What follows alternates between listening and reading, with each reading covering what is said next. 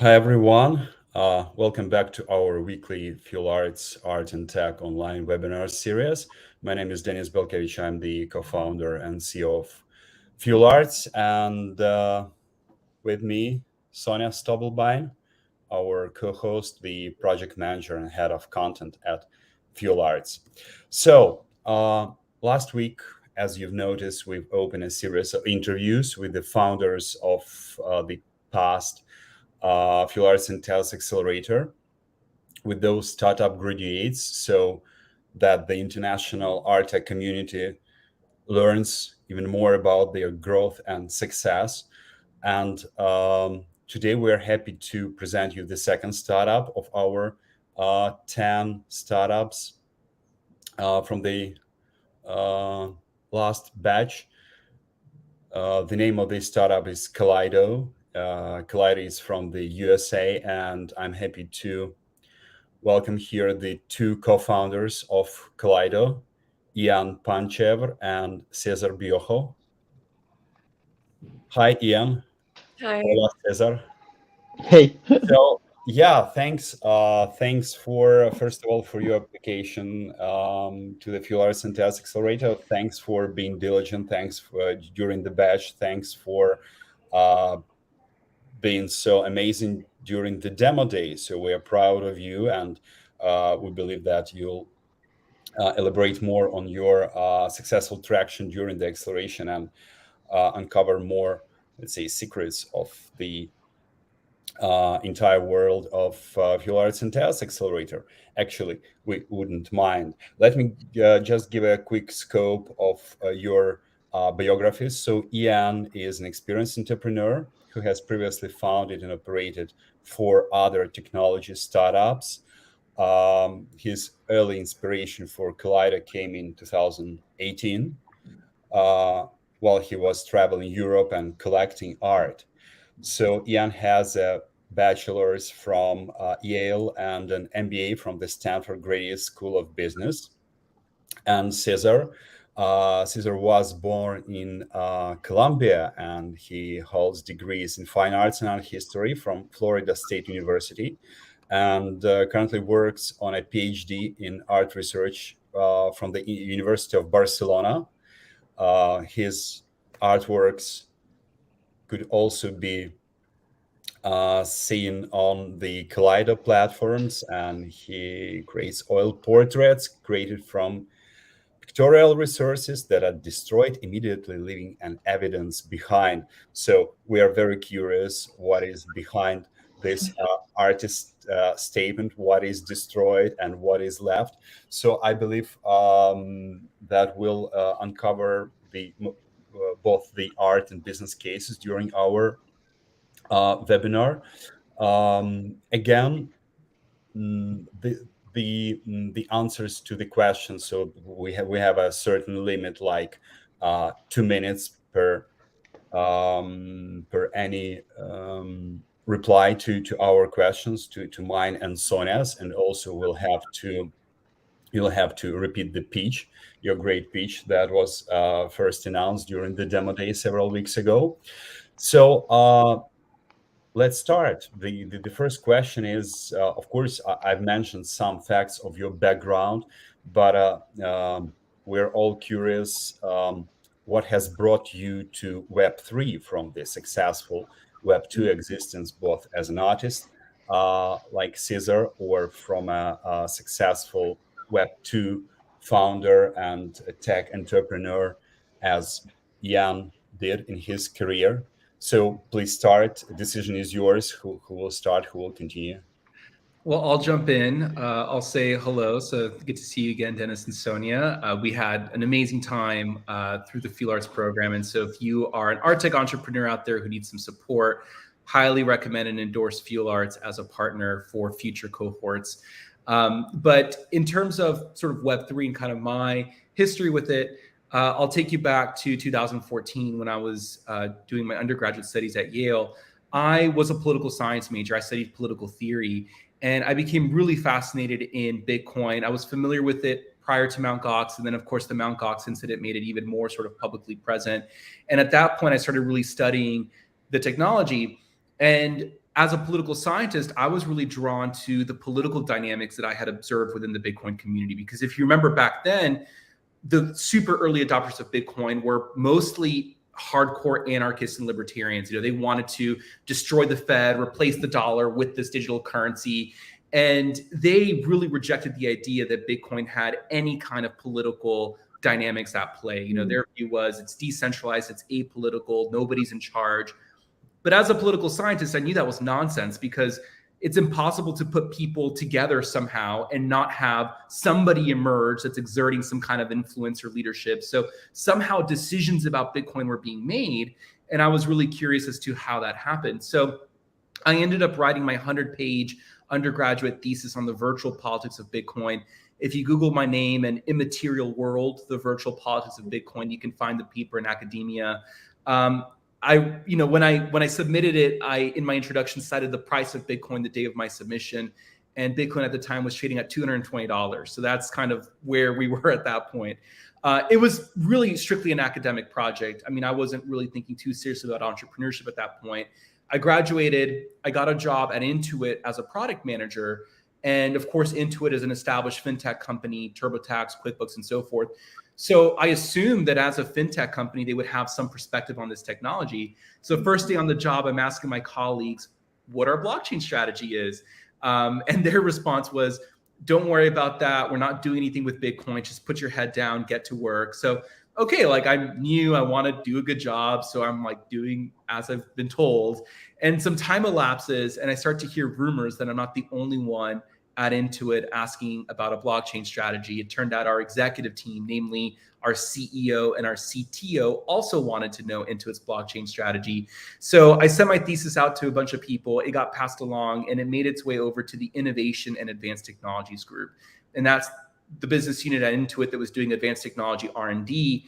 They pretty immediately hired me into the Advanced Technologies group. I was the second contributor on the project, the first non-technical contributor. So as a PM for 2 years, I effectively ran Intuit's blockchain R&D initiative, which is an amazing position to be in. I got to, personally mentor, the executive team, really study the technology.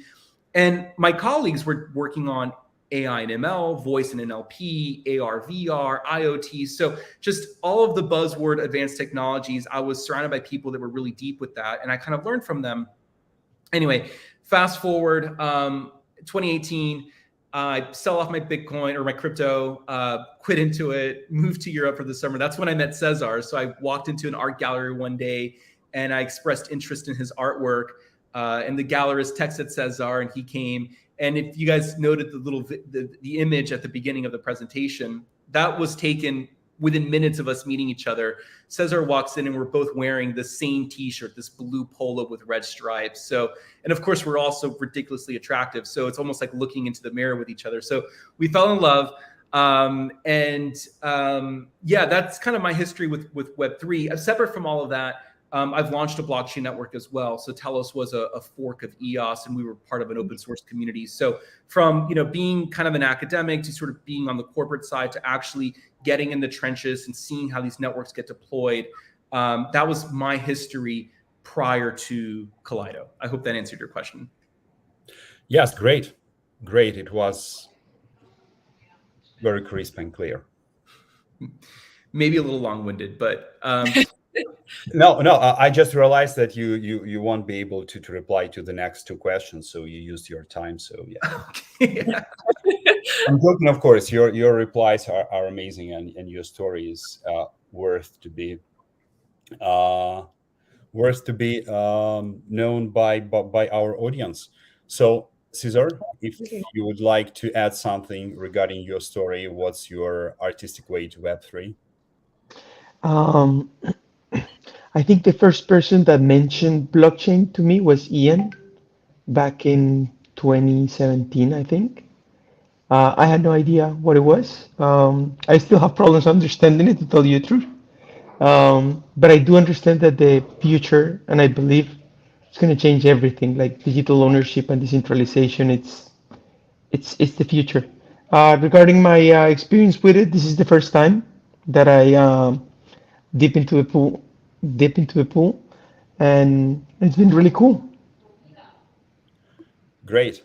Great. Yeah, that was the real reply of an artist, of a successful artist. I mean, the shorter, the more, the less complicated, the better. So like the artist statement, short and clear. Yeah, I would actually love to ask more questions about the accelerator and your experience from Fuelarts and Tezos Accelerator. So how was it? How would you describe it? And also, what did you learn from this accelerator? Well, I really appreciate the accelerator right from the beginning because art tech feels like a lonely space at times. This is not fintech, right? It's not, healthcare tech where you've got these large industries and large communities. Art tech is a smaller space. So, seeing that there's already an organization mobilized that's dedicated to supporting art tech startups is really welcoming. I think a challenge that entrepreneurs have in this space generally is that oftentimes they're coming from one of two perspectives. Either they are industry insiders, they understand the dynamics of the fine art world. Maybe they are, alumni from an auction house or a major gallery, but they don't understand technology. They don't know how to build product. And so they're obviously very limited when it comes to building and commercializing a tech product.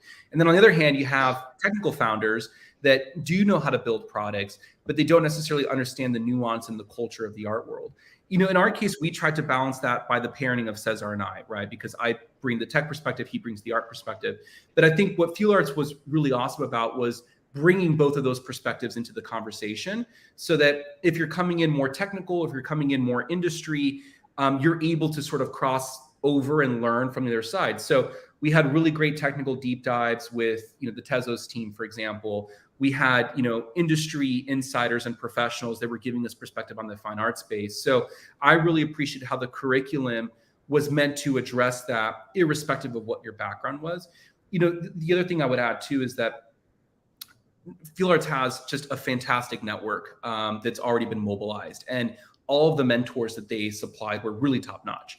And I really enjoyed my conversations with them. I learned a lot from them. They were helpful. In several cases, I'm going to continue to lean on them moving forward. So the mentor network is really strong and helpful as well. And then you guys, y'all were awesome to work with. So you guys get credit as well. Thank you. Likewise. Yeah. So you just said that you received quite a lot from the acceleration, and one of the proofs of that might be your pitch. So could you please repeat your pitch during the demo day? You've been the first. That was quite. It's always tricky to be the first because the most of attention from the one hand comes to the startup who's pitching the first draws most of the attention. From the other hand, this startup should really have a breakthrough technology, breakthrough proposal, just to push that engine and to show the vector of the of those who will go beyond. So that was not that easy.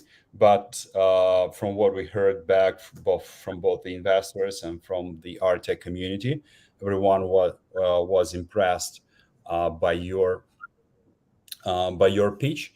So yeah, let me and Sonia just remove ourselves from the screens, and then we'll add our faces after the pitch. I assume there will be a presentation and a short video. Yeah. Cool. Great. So I'll just redo our pitch here. So again, my name is Ian, founder of Kaleido, joined here by Cesar. And Kaleido, you can think of as a new type of social marketplace for the arts. Kaleido is still in beta, and yet over 20,000 artists from 150 different countries have already joined.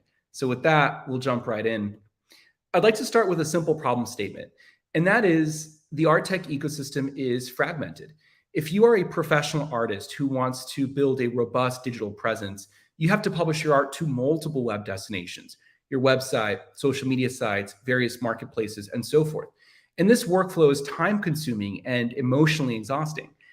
On the other hand, if you are an art appreciator or a collector, you are frustrated by the fact that no single web destination has organized a majority of the world's contemporary artists and made it easy to discover and purchase their artwork. Our vision for a solution is a super app that plugs into a social marketplace.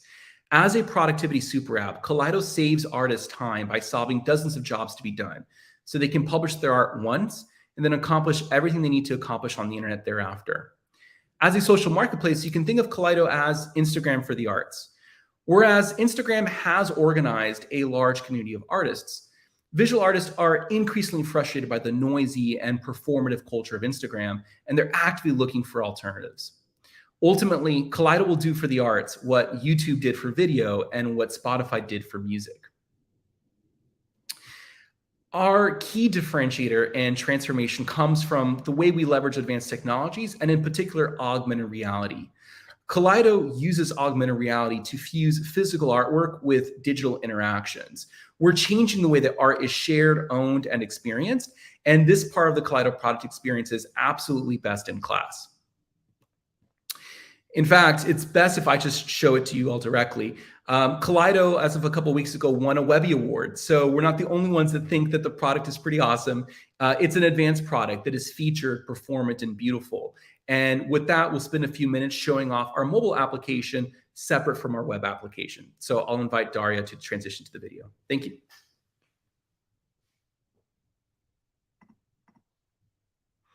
Sorry, we'll play the video, or is it not playing?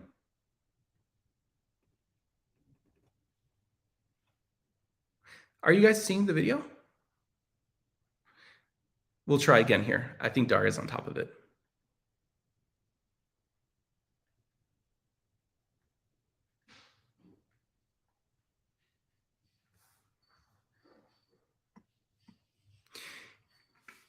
If the video doesn't want to play as an alternative, we've actually got it up on YouTube. And so maybe I can just do a screen share. Let's see. So that was from YouTube. So can I try to maybe just do a screen share from YouTube? Would that be okay with you all? Let's give that a try. Cesar, let me know if you can see the screen here. Oh, I'll let you. Can you see the video? It's loading. Yes, play it. My name is Ian, and welcome to Kaleido. Kaleido is an interactive media platform for the visual arts. Kaleido leverages web, blockchain, and augmented reality technologies to transform the way that art is shared, owned, and experienced. This is Kaleido Live, which you can think of as an Instagram feed for the arts. It's sharing recently published artwork. And if you notice on the bottom left, you'll see a button for AR. We'll hit that button, and we'll transition into the camera lens.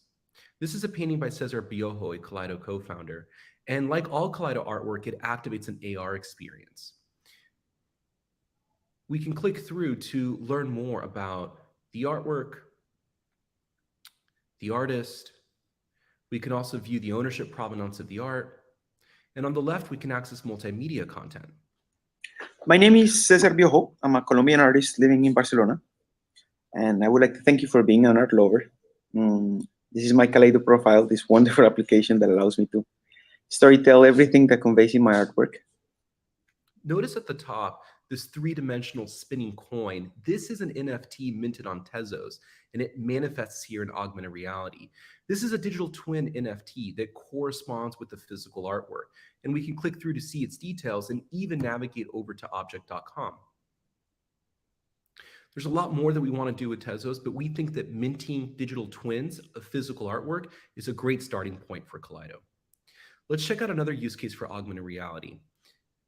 This is augmented reality art. And as you can see, the painting itself bursts into life with this colorful and playful animation.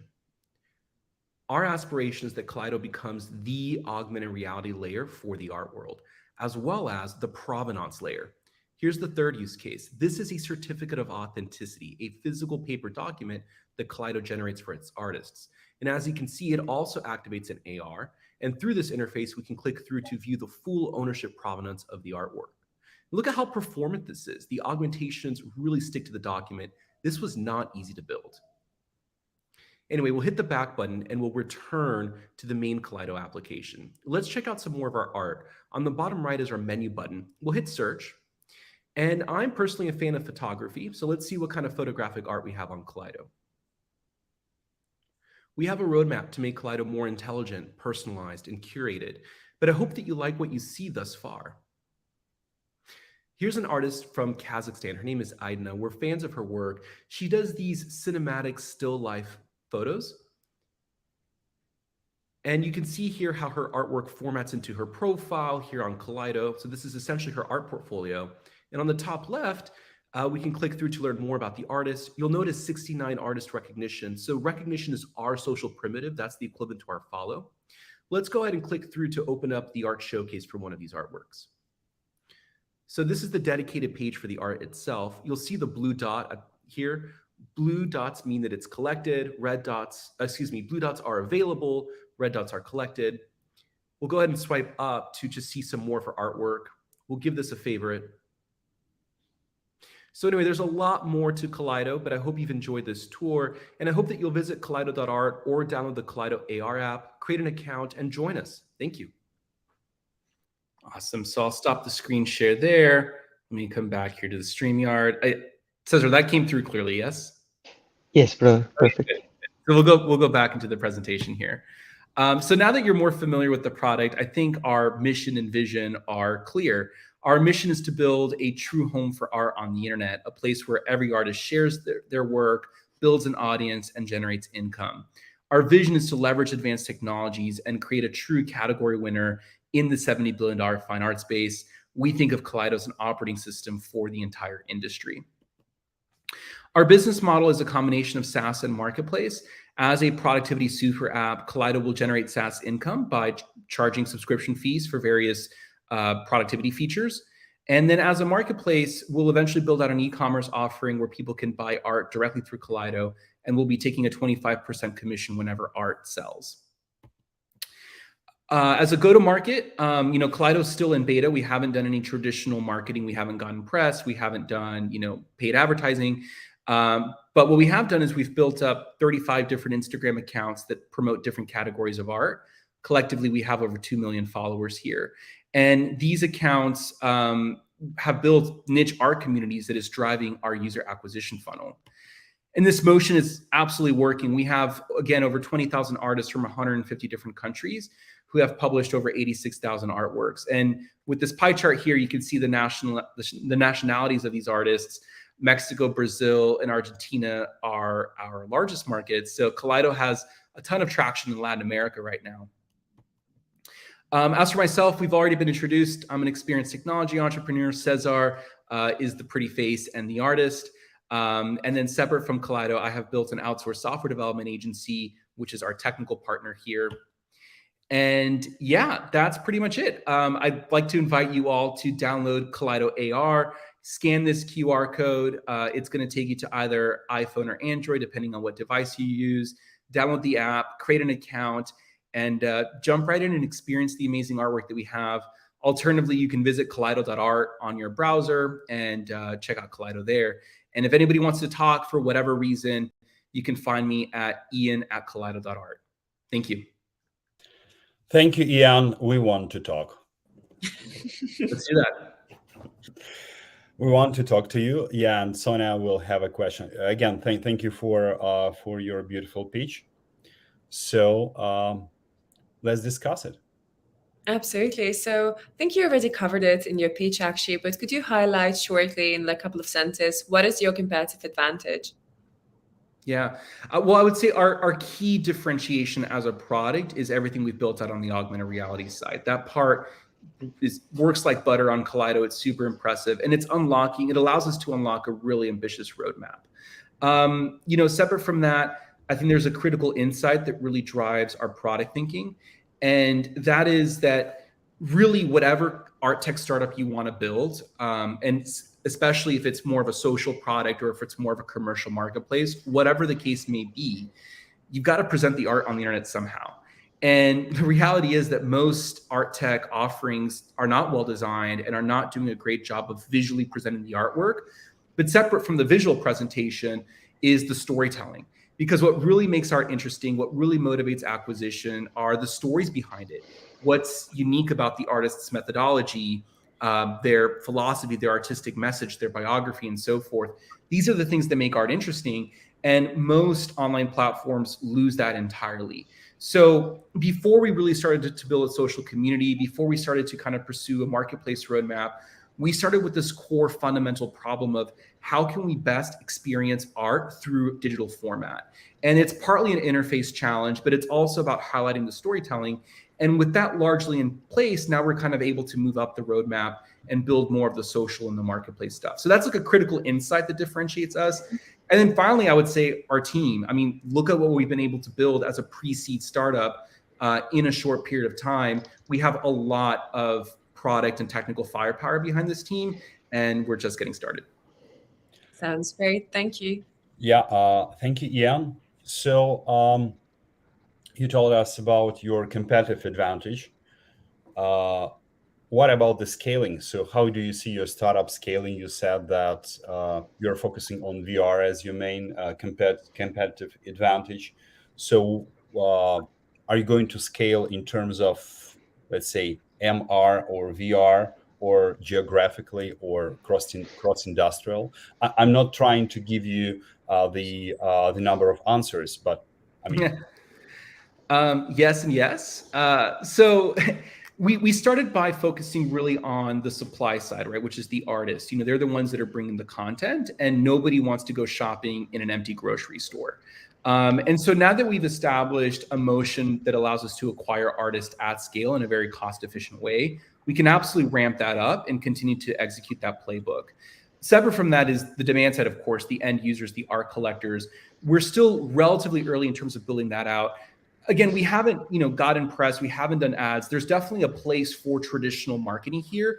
But before we do that, we're really closely studying our retention and our engagement metrics, because it makes no sense to drive top of the funnel activity if people are just going to leak out of the product.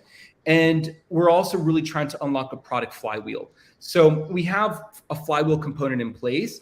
It's not optimized yet, though. So we want to really figure out how can we make it so that the artists are really motivated to onboard their audience, and we can kind of tap into sort of some exponential growth levers. So the flywheel, the engagement, the retention, those are the things that we're working to really improve with the product.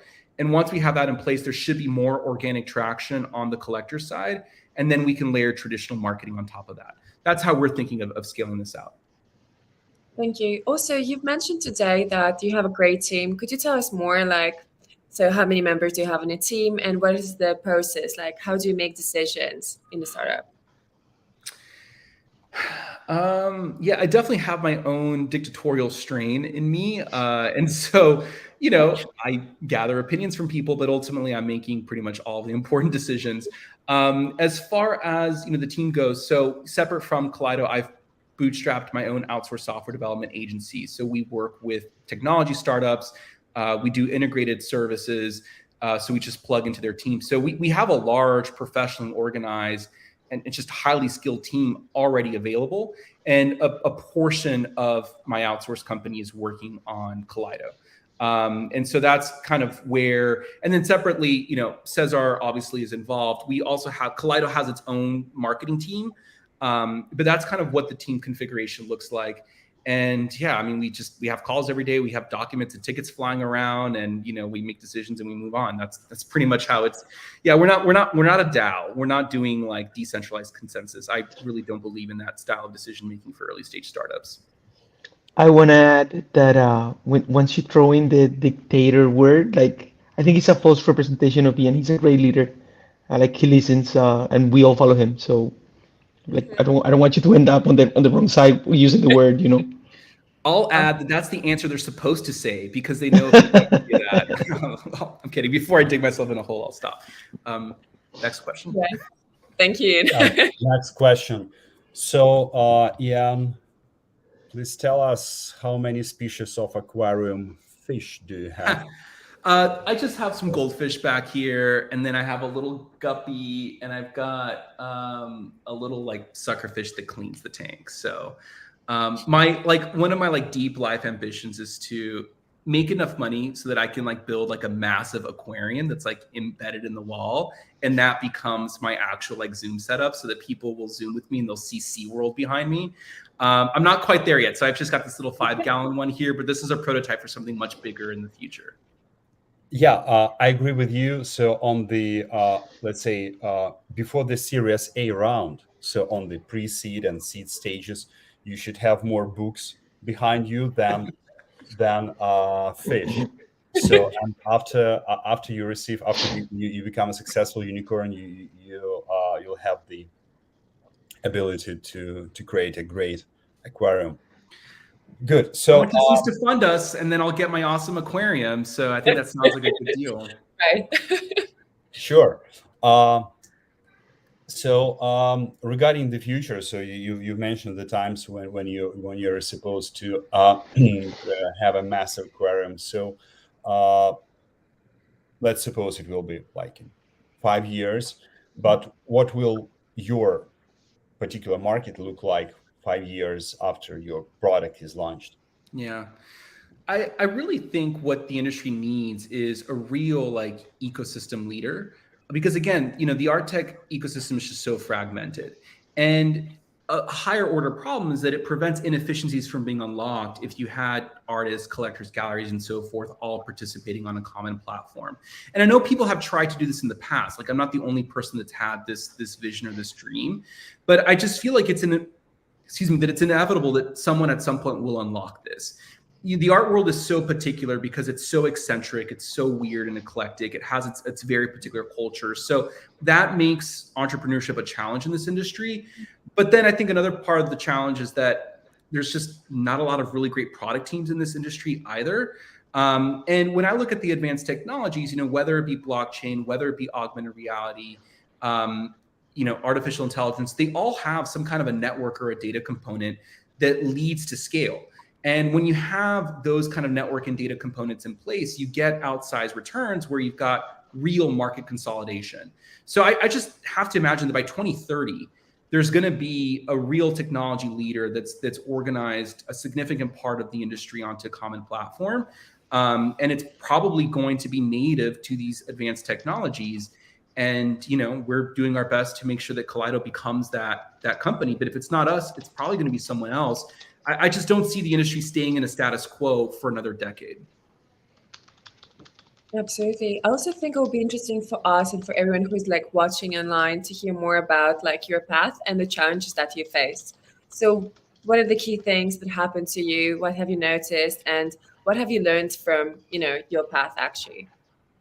First of all, the audience is very eager to know if a graduate from Yale and Stanford MBA can make mistakes. Absolutely. Please tell us about a few. Yeah. So the answer is yes. We're all learning. We're all trying our best. I definitely get real energy from challenging myself, and I've picked a difficult business to build here. I've picked a difficult industry to innovate in, but I love the challenge of it. I'd say one thing that I've noticed, just kind of as like a general observation, is when it comes to working with advanced technologies, again, whether it be XR technologies, whether it be blockchain or so forth, I see a lot of entrepreneurs make a very common mistake. And that is that they get kind of the medium post headline as to what the technologies could eventually do. And they get really excited about the long-term vision, and they decide to build a startup that does that. But what happens once you start really rolling up your sleeves and working with these technologies in an applied capacity is that you start to bump into their limitations. And you realize in most cases that they actually aren't as good as people are hyping it up or as they're advertised in the press. So if you want to work with these technologies in a meaningful way, one option is just to hype the shit out of your startup and try to play the fundraising game. And there's a lot of people that have done that. And in many cases, they end up with their own problems. But let's assume that you want to build something really meaningful and sustainable. Then you have to take a different approach. And what that involves is being really honest and objective about the limitations of the technologies, and also about what they're actually quite good at in their present form. And then finding market problems that you can solve given those limitations, so that you can actually take something to market that people want, that people will find useful. And then putting yourself on a roadmap so that as those technologies become more performant over time and those limitations start to get lifted, you can start to do more ambitious things. So, AR is a really good example where there's people that are trying to do, outdoor location-based AR stuff. An amazing idea, an amazing concept. It's going to happen one day, but where we are with computer vision, where we are with cellular networking, where we are with mobile device, we're not there yet in terms of building those awesome experiences. Blockchain and NFTs, so many examples of things that, you could imagine basically creating a DeFi system around art as an asset. Sounds amazing, but the technology isn't quite there yet. So we're not trying to jump too far into the future here. We're still staying grounded in terms of solving real world problems, but using these technologies in really thoughtful and impactful ways and putting ourselves in a position where we can do even more ambitious things in the future. So that's one kind of tidbit. Thank you. I've got a question towards Cesar and then Ian. All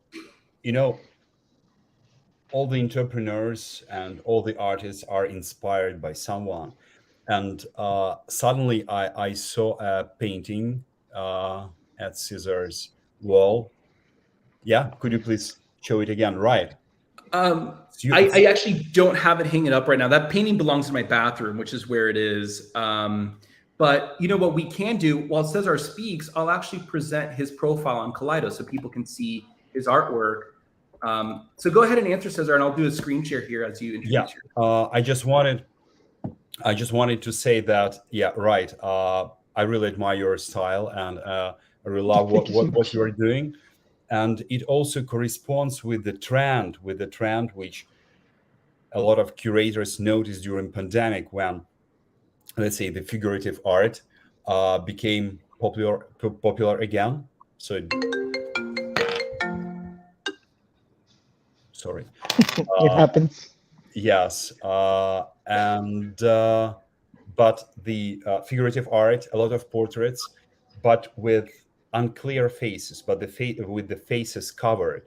And according to the most prominent curators like Hans Ulrich Obrist, they all said that was the reaction of artists on pandemic. Like during the pandemic, people started losing their identity. We stopped communicating with each other on a, let's say, private mode, facing one-on-one. So we substituted it with online communication, and that made, like, literally saying our faces covered.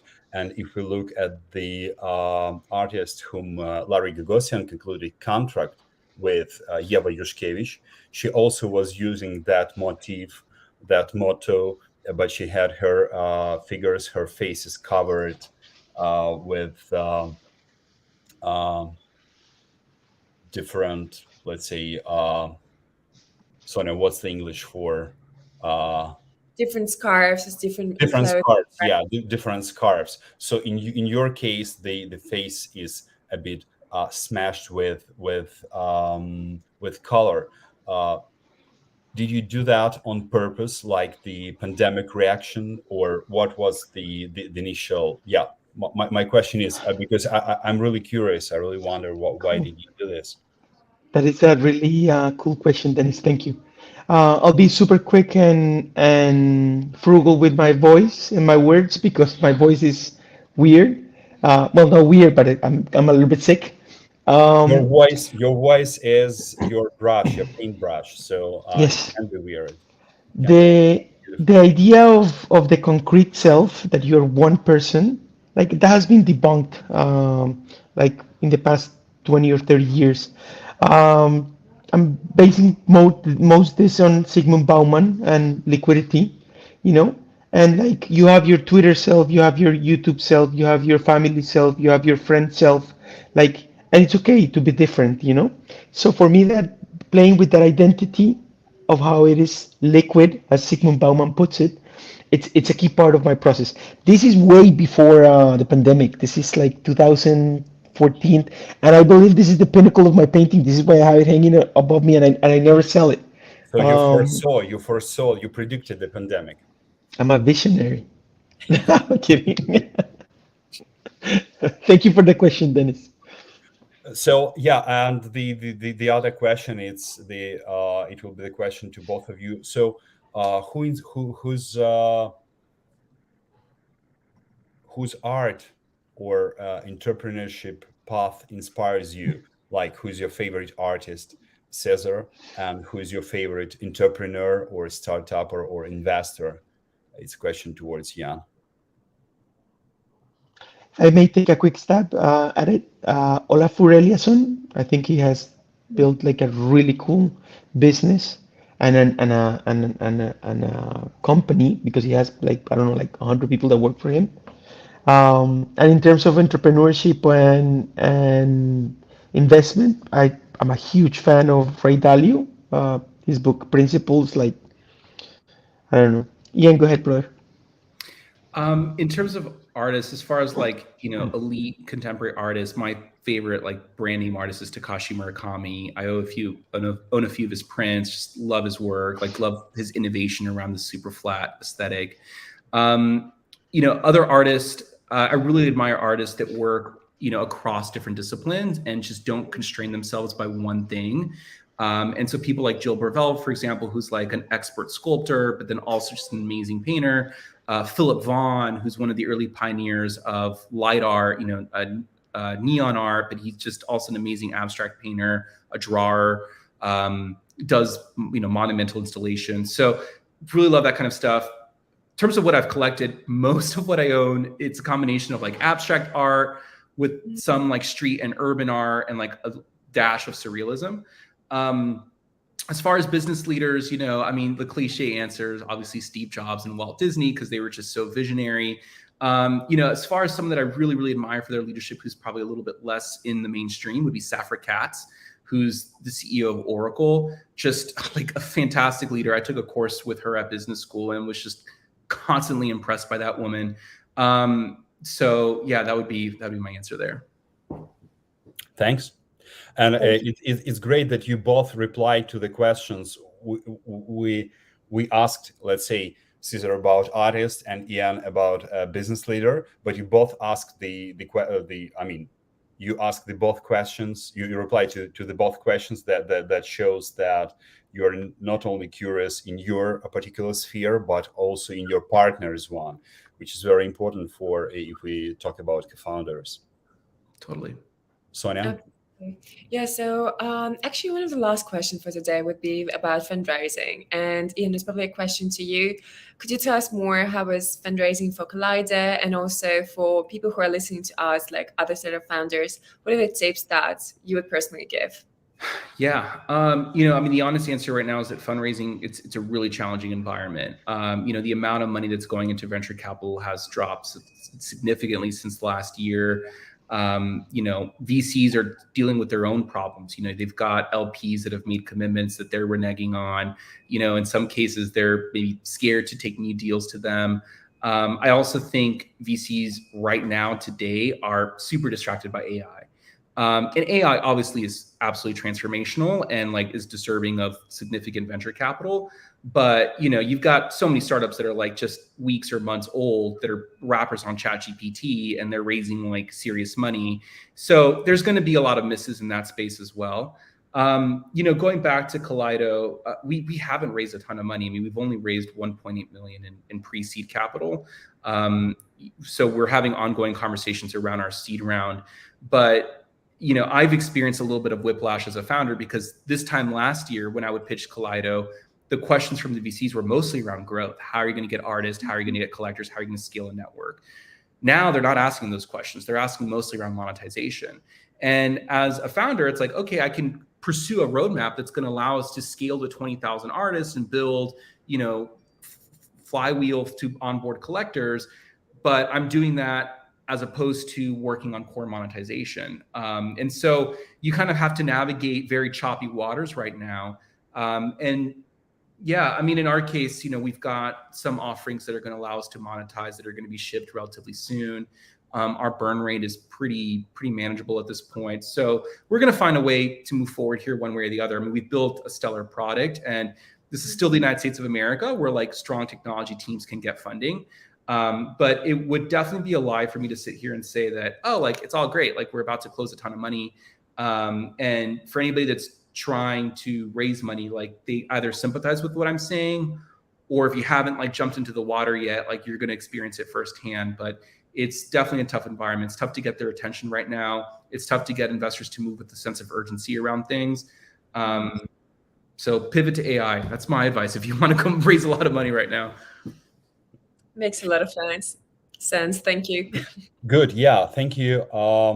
So the last question is a traditional one, like 3 tips for young startuppers. It depends. I mean, you can give 6 tips, like 3 from Cesar, 3 from Ian. You can give 3 joint tips. But yeah, you've. I mean, regardless,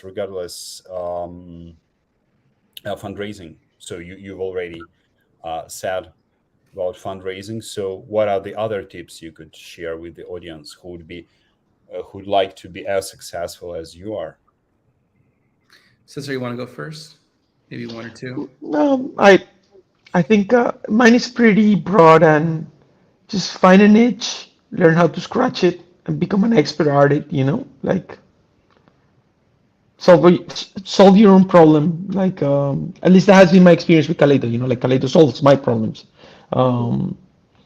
Yeah, go ahead, brother. My practical tips, I'll give you 4. One is be intensely, obsessively, passionately customer-centric, user-centric. If you're not talking to your users or customers every day, if you're not really trying to see the world from their perspective, then you're not going to be able to build a great product. So first and foremost, build a habit, build a culture around like deep user and customer engagement. Number 2, adopt an experimental mindset. Startups are just a series of bets, and you're going to make wrong decisions. There's plenty of super successful startups where the founders made bad decisions along the way. So you're not going to bat 100%, but you have to treat everything as an experiment. So you want those experiments to be quick, you want them to be cheap, and you want to be launching enough of them so that you can find the few things that are really working and you can build upon those successes. Number 3, I would encourage people to remember that our careers are actually going to be quite long, and you should be thinking about things in terms of decades. One of the things that really strikes me when I, familiarize myself with the biographies of really accomplished people who are, later in life, they weren't, in most cases, billionaires at the age of 30, right? Like they had long careers, they had their series of failures, maybe things didn't click into their 40s or their 50s and so forth. And I think when you're first starting off and you're in your 20s, you have this sense of impatience, which is great if it motivates you, but like take a step back and realize that you're probably going to be working for like 30, 40, 50 more years from where you are right now. And in that case, think about your career progression in terms of milestones. So maybe if you're fresh out of college, you've never run a business before, you've never worked for a company before, maybe doing a startup isn't the most practical thing to do at this stage in your life. Maybe you should join a mature startup and see what that's like, or maybe go into a corporate environment and build kind of a more professional skill set. Look for small incremental wins so that you've got skills and you have momentum in your career that can compound, and then put yourself in a position to chase a moonshot if that's what you want to do. My last bit of advice is just work with awesome people. And by that obviously means people that are talented and skilled, but it also means people that are high integrity and people that are fun to be around. Because life is too short to like waste your time in senseless disputes with people. Life is too short to waste your time with assholes. So work with people that you really like, that you trust, that you admire, that are great at their work. And even if your business is struggling, at a minimum, you're going to enjoy the people that you're in the boat with, and that makes a big difference for your overall well-being. Thank you. That sounded like a Tony Robbins for tech entrepreneurs. So that might be a substantial revenue stream. Like if you, wow. We got a big comment. We have a question from my dear classmate. So let's roll with it. I have to put it on screen. Sonia, could you please help me with? Yeah, so the comment is, well, for me, it's a bit weird that Ian speaks that he's inspired with jobs in Disney. However, his point is that he stands on ground and offering today for sale. In the meantime, all the visionaries and creating and selling future and frankly saying, I don't really think augmenting reality is the future or even today. More yesterday, I would say. However, I wish you guys good luck, great success, whatever it will be. Thank you, Lasha. So, what would be your reaction? I didn't fully understand the comment, but to the extent that there was a criticism towards AR there, look, technologies, you've got like the Gartner hype curve and adoption curve, right? I think AR and VR have been kind of on the downtrend of enthusiasm. I don't think that all technologies are equal in terms of their scale of impact, right? Like, what the internet browser did fundamentally was more impactful than a mobile like smartphone, for example, right? Like, one unlocked the other. And so, I would say AI is going to have a much more broader transformative impact than AR, VR. But I think those technologies will continue to mature. They're going to find their place in the broader technium. And in our case, the specific use cases that we're squeezing out of them are very much aligned with their capabilities right now and very much position our roadmap for something really exciting and ambitious. So I respectfully disagree in terms of like where those technologies might be headed. That's my only immediate reaction. Yeah, thank you. It's a very useful habit for an entrepreneur to react quickly and have the potential and have the, let's say, the material to disagree even with the comments that, let's say, do not come along with their perspective and with what they are saying. Anyway, as soon as we're here, position ourselves as an open platform for all the, let's say, for all the views and all the angles. So I'm happy that we had such a reaction and you replied to it during the live broadcast. So thanks again. Thanks for sharing your vision during your webinar. Thanks for getting the audience acquainted with your co-founder, Cesar. We were very happy to meet you today here. Likewise. And yes, so I wish you good luck. I wish you successful and well-deserved fundraising round. And yeah, Ian, you said you mentioned, several minutes ago that all the successful, all the startups who would like to pivot and who are considering pivoting should also consider should first of all consider AI.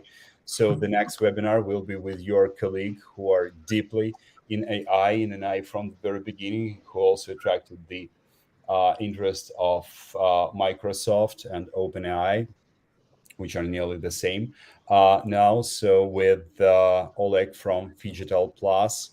So join us next Thursday. And thank you, Ian. Thank you, Cesar, for this wonderful time spent together. Likewise, thank you very for much. Your time. Thank you all. Download Kaleido AR, guys. I'll see you there. Yeah, I should say that both AR, VR, MR, as well as blockchain, and of course as NFTs, haven't shown even 20% of their potential. So, and the platform for showing their potential is called Future. So let's meet in the future and explore there. Thank you, guys. Thank you, everybody. Thank you.